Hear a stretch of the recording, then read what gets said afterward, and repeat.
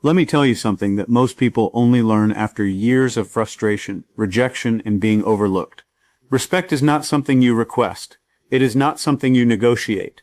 And it is definitely not something you beg for. Respect is something you demonstrate through behavior. And if you've ever felt ignored in a room you had every reason to be valued in, if you've ever spoken and felt like nobody really listened, if you've ever given your time, energy, loyalty, or effort and still felt undervalued, then you need to understand a powerful truth. People don't respect what you say you are.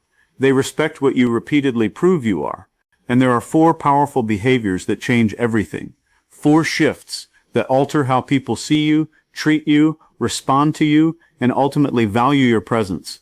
Not because you demanded it, but because you embodied something undeniable. Let's go deep into this. The first behavior is boundaries without guilt. Most people don't lack respect from others because others are bad. They lack respect because they trained others to disrespect them by having no boundaries, or by having boundaries they constantly break themselves. Think about it. Every time you say yes when you mean no, you teach people how to treat you. Every time you allow someone to cross a line without consequence, you silently approve that behavior. And every time you feel uncomfortable but stay silent just to keep peace, you are paying for temporary comfort with long-term disrespect. But something powerful happens when you decide from this moment forward that your yes will mean yes and your no will mean no, and neither will come with apology or guilt. Because guilt is what weakens boundaries. Guilt is what makes people over-explain. Guilt is what makes people negotiate their own limits. And here is the shift you must make. You are not responsible for how people emotionally respond to your boundaries. You are responsible for being honest about them. When you start saying things like, "I can't do that," without over-explaining, something changes in the atmosphere around you. When you stop apologizing for protecting your time, your energy, your focus, your priorities, people begin to recalibrate how they interact with you. Because people may not always like your boundaries, but they will always respect the consistency of them. And here is something even deeper. The world doesn't respect the most available person. The world respects the most anchored person. Now think about your life. Where have you been too available? Where have you been too accessible?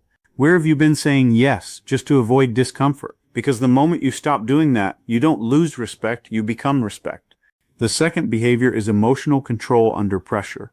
Nothing exposes a person's internal strength like pressure. Not success, not money, not words. Pressure. When people push your buttons, when situations become uncomfortable, when disrespect shows up unexpectedly, when someone tries to provoke you, manipulate you, or rush your emotions, your response becomes your reputation, because people don't remember what happened, they remember how you reacted. And most people lose respect in one moment, the moment they lose control of themselves. Anger, panic, desperation, emotional overreaction, these are signals, and people subconsciously read them as weakness. But emotional control is not suppression, it is mastery. It is the ability to feel without being controlled by what you feel. Imagine someone tries to insult you, provoke you, or destabilize you. The old version reacts instantly, the new version pauses internally, not out of fear but out of awareness. Because you understand something powerful, whoever controls their emotional state controls the interaction. When you remain calm, especially when you are expected to react, you create confusion in others, and confusion removes their control over you. When you stay steady while others are chaotic, you begin to stand out without trying. When you don't rush to defend yourself, you communicate silent confidence. When you don't get emotionally pulled into every battle, people start to think twice before challenging your presence. And here is the truth most people never hear. Emotional stability is more persuasive than emotional intensity. Intensity can be faked. Stability cannot. And over time, people begin to associate your presence with control, clarity, and strength. That is when respect begins to deepen. Not because you demanded it, but because you demonstrated that you are not easily shaken. The third behavior is high standards in how you treat yourself. People will never treat you better than you treat yourself. That is not motivational language. That is behavioral psychology. If you tolerate disorganization in your life, others will treat your time as unimportant. If you tolerate inconsistency in your habits, others will assume you are unreliable. If you tolerate your own excuses, others will stop taking your words seriously. Because people don't just evaluate what you say, You evaluate how you live, and then they mirror that evaluation back to you. High standards are not about perfection, they are about alignment. When you decide that your word matters, even when nobody is watching, people begin to trust your word more. When you decide that your commitments are non-negotiable, even when inconvenient, people begin to respect your presence more. And here is something subtle but powerful. People respect structure. When your life has structure, your time, your routines, your priorities, you send a message without speaking. The message is, I am not chaotic. I am not random. I am not available for disruption without consequence. And when people sense structure, they become more careful with how they interact with you. Because chaos invites disrespect. Structure commands awareness. But there is a deeper layer. High standards also mean you don't abandon yourself to be accepted by others. You don't shrink your goals to make others comfortable. You don't reduce your vision to avoid intimidation. Instead, you live in a way that signals, this is who I am, this is how I operate, and I will not negotiate my standards to fit temporary approval. And paradoxically, the less you try to be liked, the more respect you naturally attract. The fourth behavior is decisive action without explanation. Most people don't lack intelligence.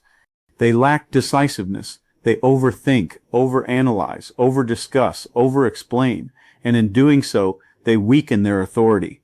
Because the more you explain yourself unnecessarily, the more you invite others to evaluate your decisions. And once people start evaluating your decisions, they begin to feel entitled to question them. But when you become a person of clear, calm, decisive action, something changes. You decide. You act. You move forward. Without drama. Without long justification. Without seeking emotional approval. And here's what people notice. Certainty. Certainty is rare.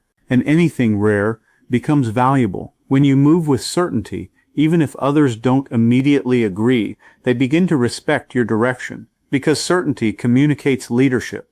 And leadership, whether formal or informal, always attracts attention and respect. Think about it. People naturally follow the person who is already moving, not the person still explaining why movement is necessary. And when you combine decisiveness with calmness, you become even more powerful. Because you are not emotional in your decisions. You are intentional.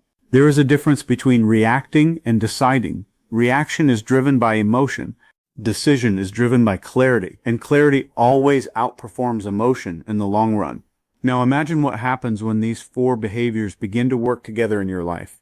Boundaries without guilt, emotional control under pressure, high standards in how you treat yourself, decisive action without explanation. You stop chasing respect and start embodying it. People begin to notice a shift in your presence even if they cannot articulate it. Conversations change, interactions change. Energy around you changes. Some people may even distance themselves, not because you became worse, but because you became clearer. And clarity is uncomfortable for people who benefit from your confusion. But you don't shrink back into confusion to make others comfortable. You step further into clarity. Because at a certain point in life you realize something very important. You are not here to be universally liked. You are here to be deeply aligned. And alignment creates a different kind of respect. Not loud, not forced, not performative, but real.